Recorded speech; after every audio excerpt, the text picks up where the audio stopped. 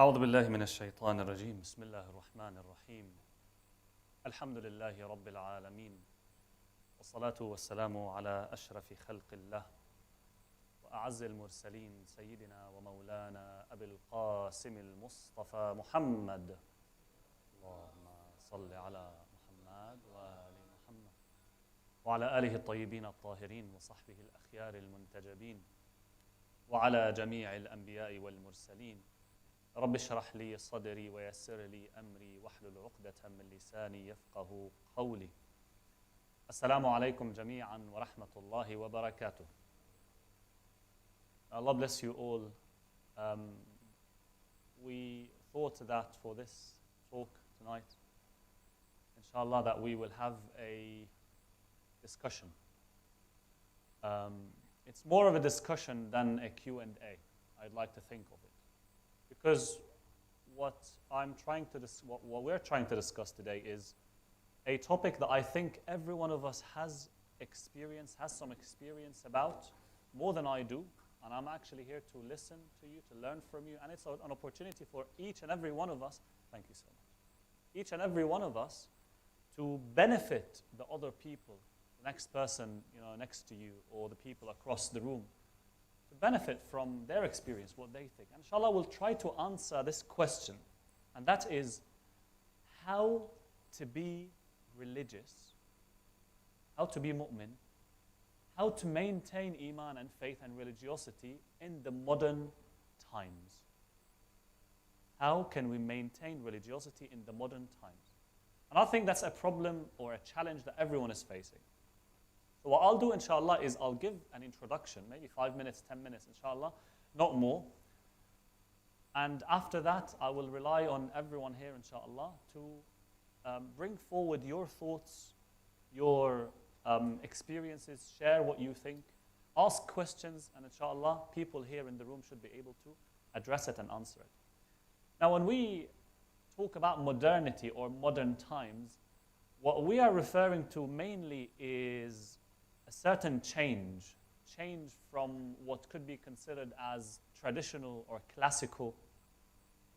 And of course, change is not a modern thing.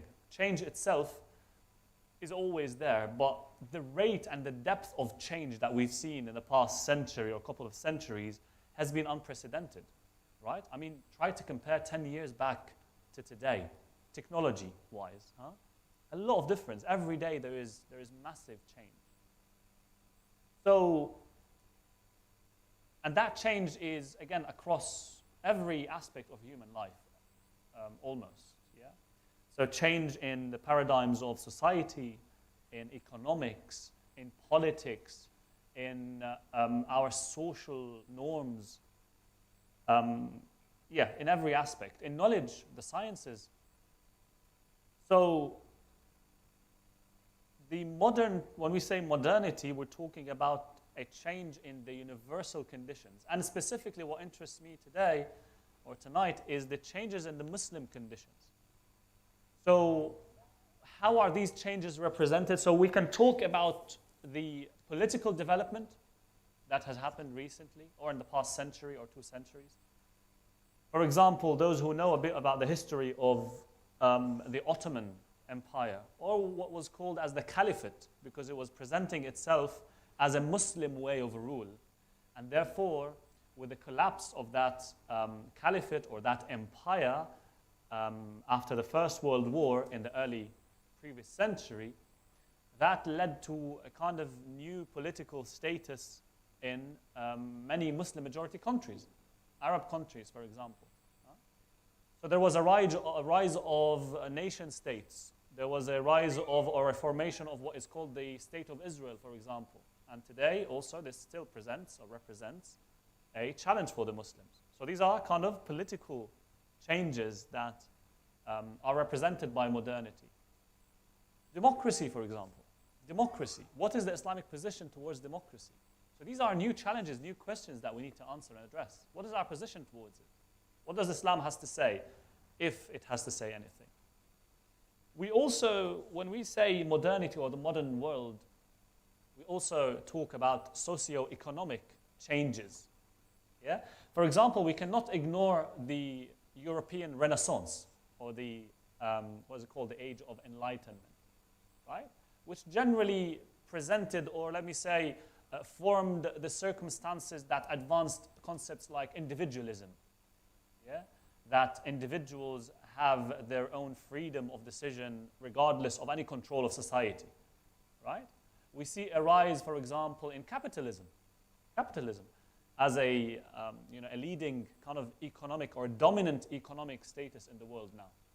Capitalism meaning, let's say economy is driven by profit, and generally controlled by the private sector or private owners.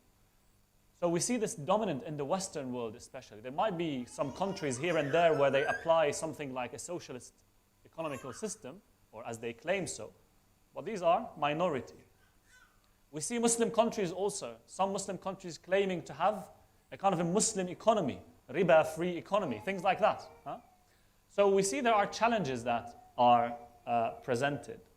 And of course, we can't also ignore that materialism, the spread of materialism, it also drove a lot of people to search for a meaning of life as well. And this is also one of the reasons that a lot of people joined religions, joined any kind of spiritual, let me say, bodies or organizations or faiths. What else? What are other modern problems or challenges that were brought forward by modernity? So we talk about, for example, globalization. We talk about globalization.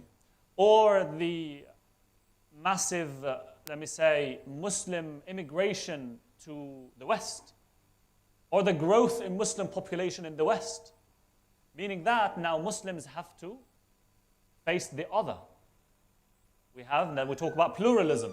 How do we deal with the other who's Muslim, or the other who's not Muslim, but faithful, someone of faith, someone of deen, or even atheists, people of no religion.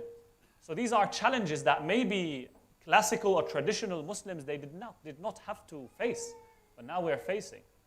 Media, mainstream media, social media, all this exposed us to so much about the other. And that meant that we need to have maybe a different approach or a new approach on how to deal with the other, or issues of pluralism in plural or pluralist societies. Also, the media now exposes so much about what is going on in the world. People see now more evil happening in the world. Huh? That's what the news reflect to you. The news reflect to you the bad news. You won't see on TV that this person was very nice to his neighbor, or that this child was very humble and respectful to her mother, or that this charity did this, or this charity did that. Mostly, the news is mostly, is something bad, something evil. And people see that, oh, this world is filled with evil. Where is God? How could the good God, merciful God, allow this to happen? And we see people then questioning God, questioning the mercy of God. And this is emerged as what is called the problem of evil, which is a problem that's been there for centuries, if not thousands of years. So all these are challenges that we are facing in our modern day times. We also talk about what? Global warming, climate change, human rights. Huh? All these challenges, Muslims 100 years ago, 200 years ago, maybe they did not have to face. And you are the best people, actually, to talk about this topic or to discuss challenges that are faced these days. So I'll stop here for now, and I will open the floor to all of you, inshallah, to try to help me answer this question. And I'm genuine about it. I am not a person who's knowledgeable about it as much as all of you are. Everyone here has some experience about answering this question. How can I maintain my faith, my iman? How can I be mu'min in the modern times? How can I maintain it? We all face these challenges. We all face it every day. I face it every day. So inshallah, I look forward to you, yourselves, inshallah, discussing, bringing forward your thoughts. There's no right answer, wrong answer. It's not a black and white problem. Huh? And inshallah, you all benefit each other from today's conversation. So any thoughts? Does anyone have any thoughts about how we can maintain our faith or our iman in the modern day facing all these challenges? Do we have a microphone? So inshallah, Zain Ali will help us, inshallah, with moving the microphone. So if any of the ladies has anything to say, please let me know.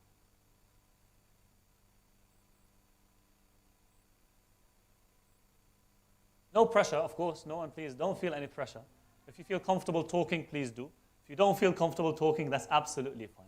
Zain Ali, my sister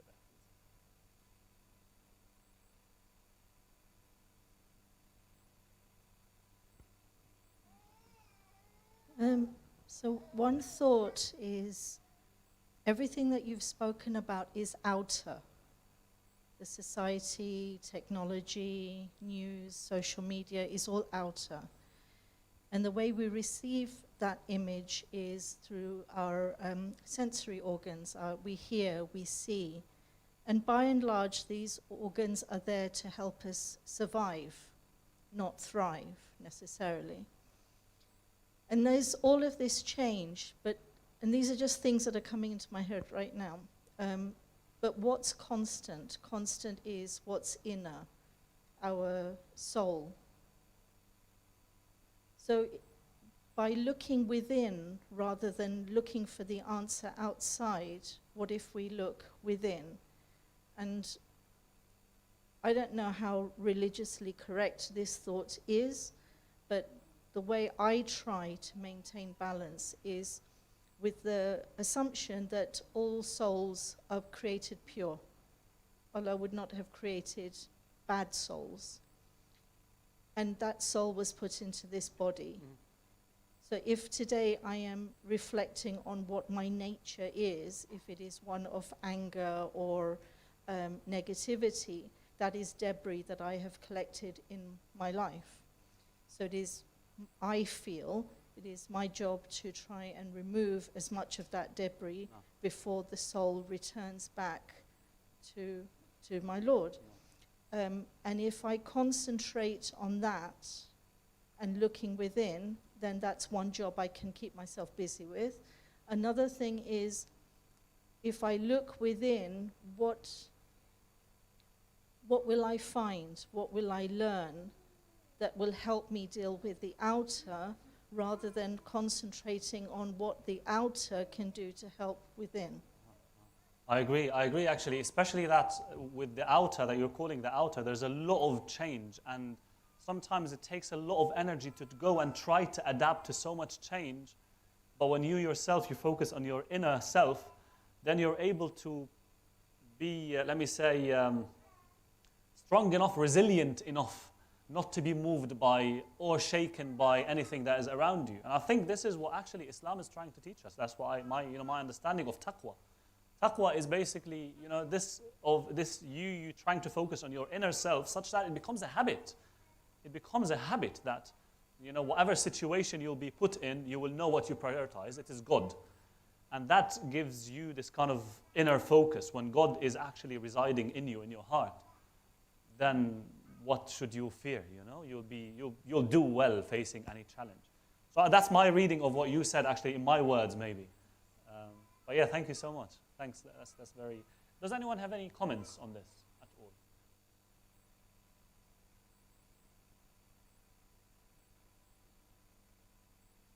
Yes, Muhammad Bhai. Assalamu alaikum. Alaikum assalam wa rahmatullah. I just want to remind about Hadith Sakalain. Ahsan. I think the Prophet in last days he said about I'm leaving two things with you. Kitabul and my Itra. So that can help us if we follow these two things.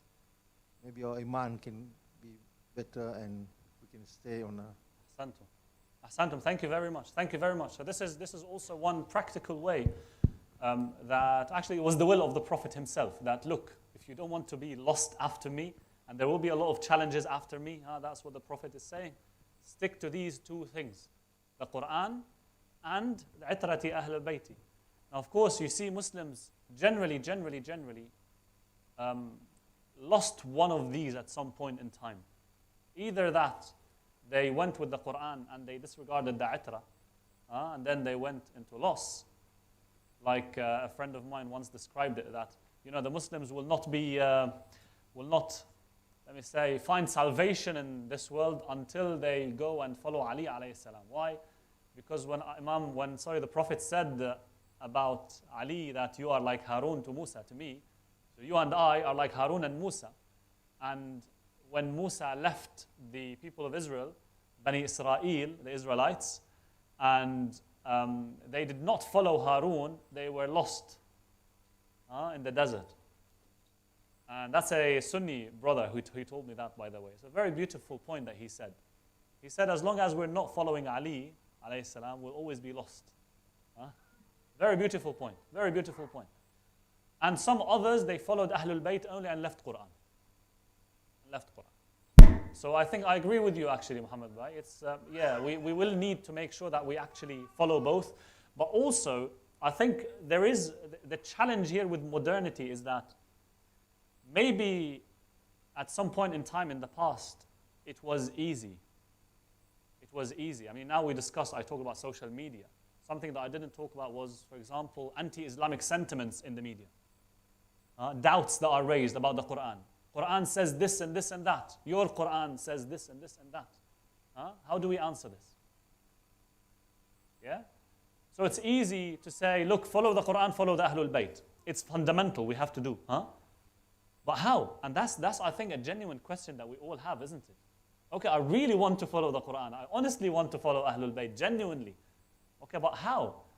Are these addressing the issues that we're facing today? Some, I think, they do follow the Quran and the Ahlul Bayt, but with a classical or traditional reading, or like eyeglasses. You know, sometimes you put some eyeglasses, some shades, let's say, and you see through it. The color of it might change, the color of what you see. You see it maybe darkened, you see it maybe in a pink color or in a violet color, depending on what you wear. So if we keep reading the Quran and the Ahlul Bayt's stories or seerah or biography or concepts or, let me say, ethical ideals with the glasses of tradition or, let's say, geography that is not Europe or Britain, could this help us today? Imam al-Hussein alayhi salam, for example. Yeah? If we keep reading it in a way that's not relevant for us today, right? If we can't go and extract lessons and identify which lessons are actually relevant to what we're facing today, how can we make religion altogether relatable? So today we see focus, for example, on what? Notions of justice, mercy, equality, love. Yeah? Do we see these much in our classical way of discussing religion?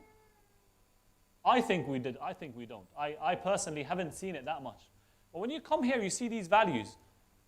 You can't but actually question and ask, okay, should I not go and actually check my traditions and reread them in such a way that I'm able to present Quran and Ahlul Bayt, that they actually address these issues? We read Ashura again from zero. We reread it. We reread the Quran. Sometimes there are things that we read all the time. The Quran, we recite it all the time. Ashura, every year, we have 10 nights, 12 nights, plus arba'een, plus, the shahadas, plus. Yeah? Is it only that we're just remembering the stories, or are we making sure that we present these in a way that is relevant to us today? Right? When, for example, we read Imam Ali alayhi salam and the stories, or some positions that are really honorable that he was in. His right was taken from him. He faced a lot of injustice. A lot of injustice.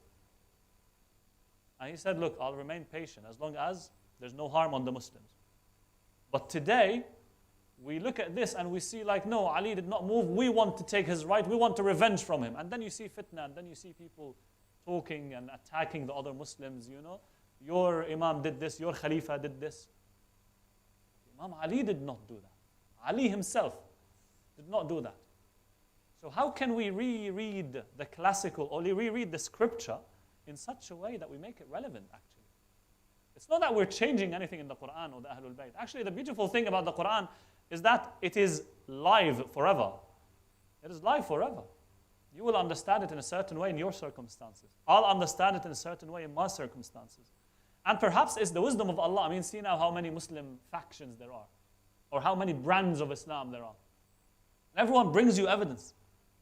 Every faction of Islam brings you evidence from the Quran about their beliefs. Wahhabis, certain sects of Wahhabis, they bring you evidence from the Quran. Shias bring you evidence from the Quran. Sunnis, everyone. Maybe this was the will of God, I don't know. That Allah subhanahu wa ta'ala made it this way, such that people can think, and it's a natural thing that people's experiences or whether, what they inherited of their thoughts, it might affect the way they read Quran. And that's what I'm saying. Our experiences here in Britain, for example, in the West, our experiences, wouldn't they push us to go and read the Quran in such a way that is relevant to us today? Right? So yes, thank you very much, Muhammad. I agree. I'm sorry about the long comment, actually, because you are supposed to be talking more than I. Thank you. Any other thoughts to present? Yes. If I may. Yes. Assalamu alaikum, Sheikh. Thank you for bringing this pertinent question to the floor for everyone. My thoughts on this, I think also in recent times, due to political changes that we're seeing and also situations that we're seeing all over the world, it becomes very hard to see that, as you said, there is no unanimous Muslim kind of definition and also no caliphate, or even I don't think if she has believed in this unanimous caliphate to begin with. But it brings a lot of confusion to Muslim mind as to what your reactions should be, especially given the state of Palestine, what's happening there. It does bring you to question your religion, or maybe you feel a little bit of guilt that, okay, you're not doing anything too much to support that cause. So how do you, deal with that emotion and especially? Ahsan, that's a beautiful point, and I think this is one of the major challenges we're facing today. And it is saddening to see, actually, some Muslims still do not see it very obvious that you need to do whatever you can to support. It's an Islamic thing. The Holy Prophet sallallahu alaihi wasallam, the Quran, they said these. So in the Quran, for example, Allah says, اتقوا الله ما استطعتم, or لا يكلف الله نفسا إلا وسعها. Obey God or fear God or be conscious of God as much as you can, according to your capability. Because everyone has a certain capability, let's face it. No one is able to do everything that everyone else does. Everyone has a certain capability, a certain reach. The Quran said, Allah wouldn't burden you with something that you're not capable of. That's a rule. The Prophet ﷺ also, he said, مَنْ رَأَى مِنْكُمْ مُنْكَرًا فَلْيُغَيِّرْهُ بِيَدِهِ. Whoever of you sees injustice, wrong, evil, they should change it with the hand. بِيَدِهِ meaning action, meaning go and change it.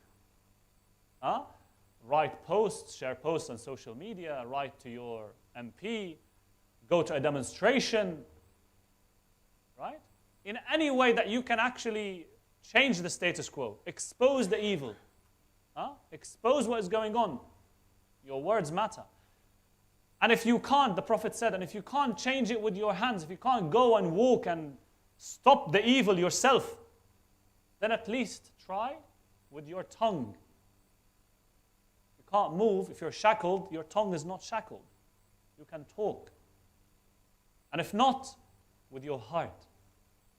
If you can't say anything, at least don't be, complicit. Don't be agreeing with this in your heart. وَذَلِكَ أَضْعَفُ الْإِيمَانَ. And that's the lowest level of faith. The lowest level of faith is that you disagree with what is happening. So yes, I think people get lost when they leave the Quran and the Sunnah, or the Ahlul Bayt alayhum as-salam. Prophet and the Ahlul Bayt. That's where we get lost. I think people are capable. One of the things that I think Muslims in general need to recognize is that they are capable. You are capable, right? Strength is in numbers. Yes, that's true. Sometimes some propaganda makes you feel that you're helpless, can't do much. Actually, you can do so much within the legal boundaries. I'm not saying you do something illegal. No, you can do so much because you have a certain capability, and you have to understand what that capability is, and you have to be reasonable about it and smart about it, right? You can't be unwise about it. So I think it's a combination of things. There are historical factors. There's also many of the, many people from the Muslim world also live or have historically lived under certain political rule that has become part of their identity. As in, you won't question or you won't oppose the governor because that's a wali from Allah. That's, Allah wanted this. And we see this in our history, right? We see in Banu Umayyah, that was something that was very, a belief that was spread. That is, you shouldn't revolt against your governor. You shouldn't disagree. I'm not saying revolt. You shouldn't disagree because that's the will of God. Muawiyah is our Khalifa. That's the will of God. Yazid is our Khalifa. That's the will of God. And if you do, you're separating the Muslims and you're disobeying God. So there's this kind of reading. And we saw that in Khawarij who opposed Imam Ali because they lost this insight or wisdom. They took things literally without actually having learned from experiences. So they're kind of a level of stagnation. So it's a complex problem. I'm not saying we're going to solve it today, but it can be rooted in this as well. People are abandoning Quran and the Prophet and Ahlul Bayt in a certain way. That's my opinion. And any other thoughts? Ali Raza.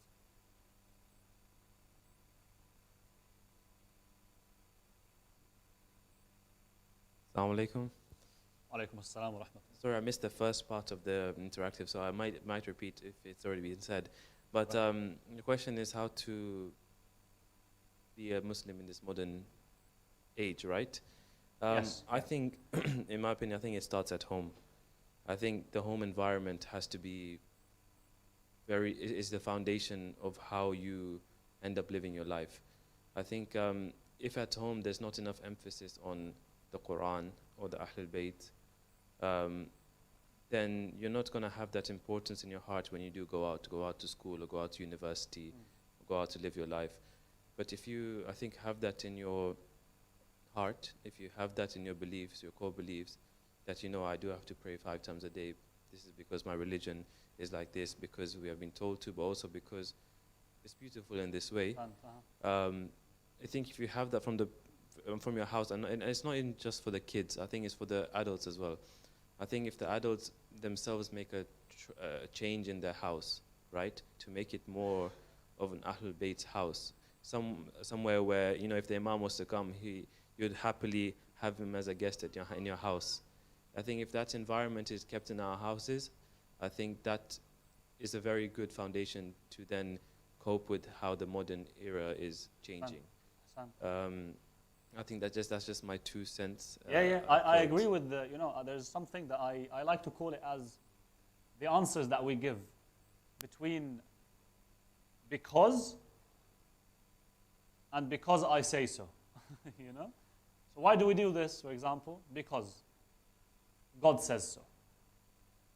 Instead of actually providing reasons. We might not know the reasons of everything, right? We don't know genuinely. There are things that we know. For example, you said about prayers or salat.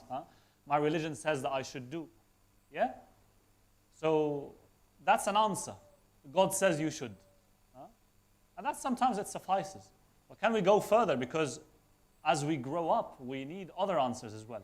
Not just this is my religion, as in, yes, God said so, and it has this and this and this and that benefit, possibly. It might have more that we don't know, right? So salat 5 times a day, the Prophet describes it as if someone is washing his body 5 times a day. You wash yourself the first time, then you leave, you accumulate dirt on you. Then you have to wash again, but it's for the spirit, for the heart. The Prophet is describing it this way, for example. So that answer might satisfy a lot of people. That, yeah, that's actually a good reason for salat. It's for my heart, for my spiritual well-being, not just my physical well-being. Some people would be satisfied with even more answers. When we understand what we say in the salat, then salat makes a lot of sense. I 100% agree, yeah. I think this is the second point I wanted to make also is doing the wajibats and doing what you're required to do in religion, that might be sufficient for you to have a good place in the hereafter. However, if you are living in the West, where you're faced with so many different propagandas and different media outlets that say so many different things about your religion, you're faced with, for example, hatred or confusion. I think that's on us as we grow up to then chase these answers. I think it's not, if you're living in the West, I don't think it's enough just to keep to the simple practices that we have every time, because that way, if you're not looking for answers and not looking to understand why you are doing what you're doing, I don't think then you will give enough importance to what you are doing. I think in this sort of the country we're living in, the area we're living in, I think it's very important to chase for these answers. And you might even have the answers already. There's so many books already that already give these answers, but to understand them yourself, these tafsir books and hadith books, I think to understand them yourself, I think that can make a huge difference on then how you are able to cope with the pressures that the Western area gives you. Yes. And actually, we should also understand that we could find answers. We could find answers. But we might not find them soon. So this is where actually, how much are we after truth? That should tell you how quickly we give up. Sometimes it's not easy to find the answer. Right? And this is where the hadith told us, seek knowledge from the time you're born to the time you die. Knowledge seeking does not stop. Does not stop. That's why Imam Sadiq would say, I wish there was whips on the heads of my companions so that they have deep knowledge in deen. Because of this, actually. Because sometimes you might have doubts, some things to make you skeptic, some questions that you're faced with. And you need to have answers sooner or later. If you what do you say, sweep them under the carpet, they will come out. They will come up someday. You need to seek answers. And yeah, you're right. I mean, look, with the books of tafsir, I think we need to do more as Muslims in translations, for example, or in even writing English tafsirs. Because I think one of the challenges that we're facing is that we don't have good translation of tafsir works, I think. A lot of work is done in Urdu, in Arabic, in Farsi. But also we need to make it available. Books of hadith. Have we translated all the books of hadith, for example? The hadith that we have from Ahlul Bayt, from Arabic, let's say, to English or to all languages in an appropriate way. So we need to do more to help those who want to find answers to find them. Yeah. So yeah, seeking knowledge. I mean, I actually, I could talk from till for the whole night about hadiths for seeking knowledge. Imam Sadiq actually says that the mu'min would not reach the true level of iman. The true level of iman, you would not reach it unless you have three qualities. One of them is tafaqquh al-fiqh fi ad-din, deep knowledge in religion or religiosity or Islam. That's why you come here to the mosque, to be honest. If you come every week, that's a year or 50 times a year. 10 years, that's 500 times. You're learning so much in 10 years. And you shouldn't stop, basically. So, tafaqquh fi ad-din, you'd be learning so much. Husn al-taqdir fi al-ma'isha, good management in the way you live. Managing your resources. You can't be mu'min if you're someone who's a squanderer, or you're someone who is not able to manage, your money, manage the way you deal with your family, manage your family as well, right? You mentioned from the house itself. You need to be a person who is able to keep the love, the respect in the family as well, not someone who, come from work and you're angry and you're tired and you don't look at this and you don't talk to that. So this kind of, wisdom. وَالصَّبْرُ عَلَى الرَّزَايَا, and patience when calamities happen. Yeah? So yes, I'm agreeing with you so much, actually. Thank you, Ala Raza. Yes.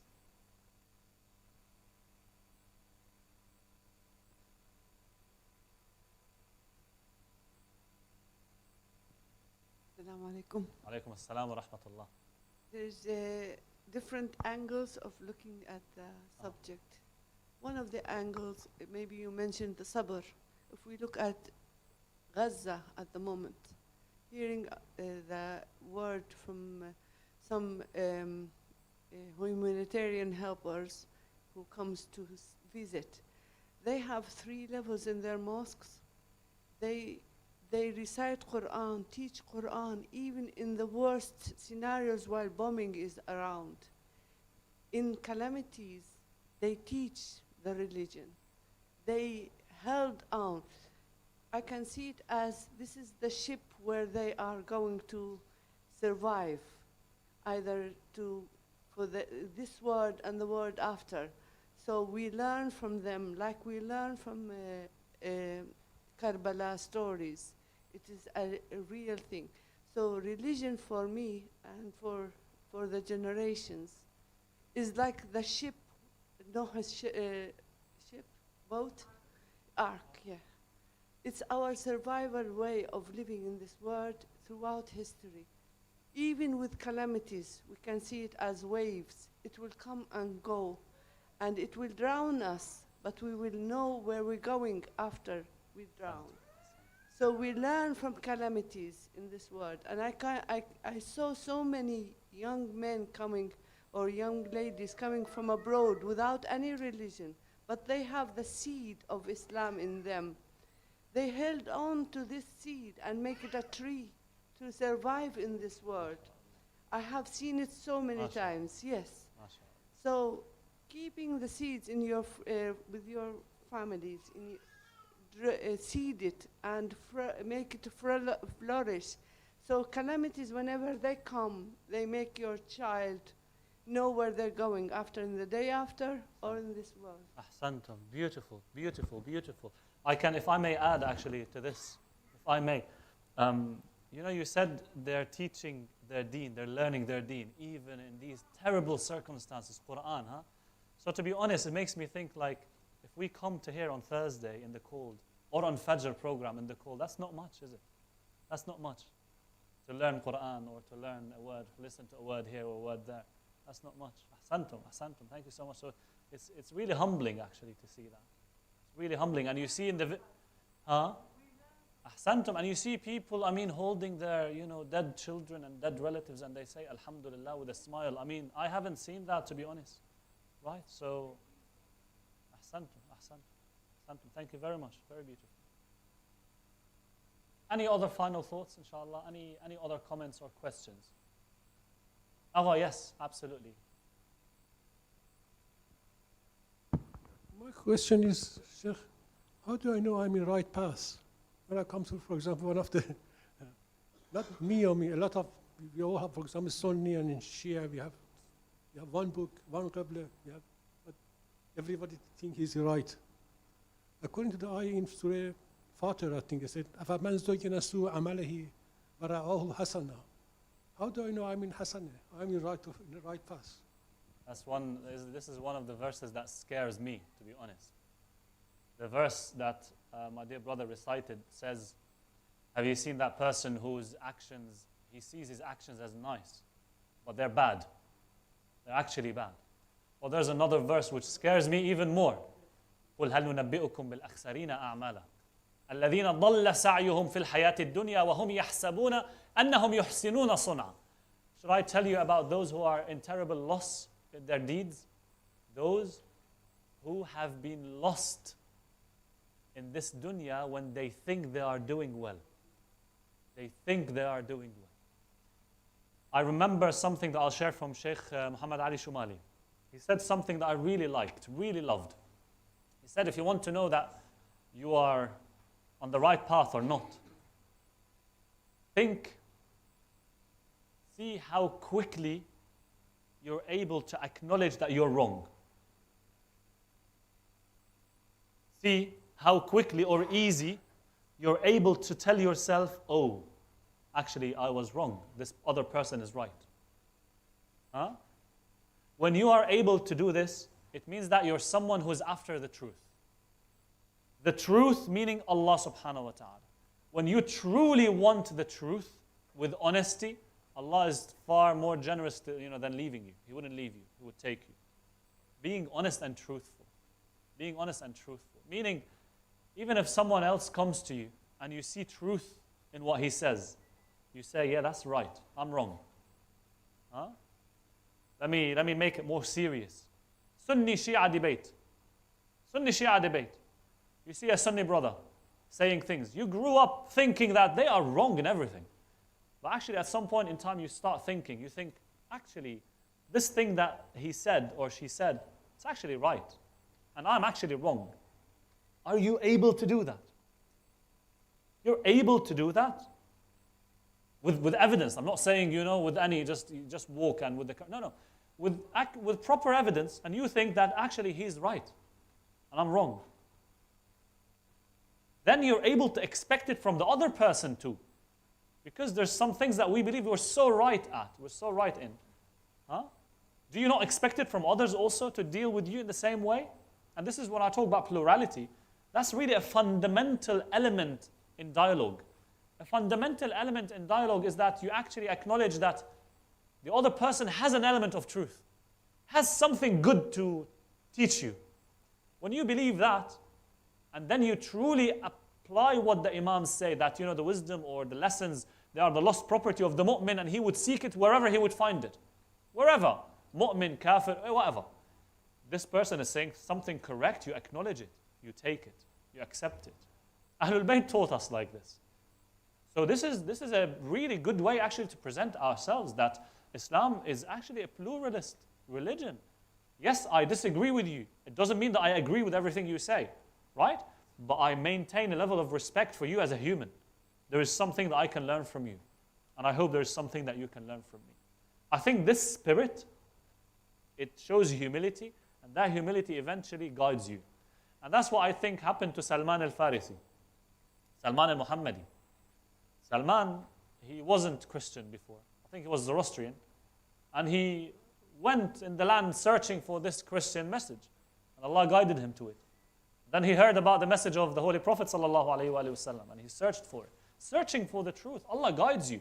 You might die before reaching it, but Allah knows it. Allah knows your heart. He knows what you were after. That's what I was telling Ali Raza. Sometimes you might not find the answer, but at least you tried. And Allah subhanahu wa ta'ala wants to see that in you. أقول قولي هذا وأستغفر الله لي ولكم والحمد لله رب العالمين. صلوات على محمد وآل محمد.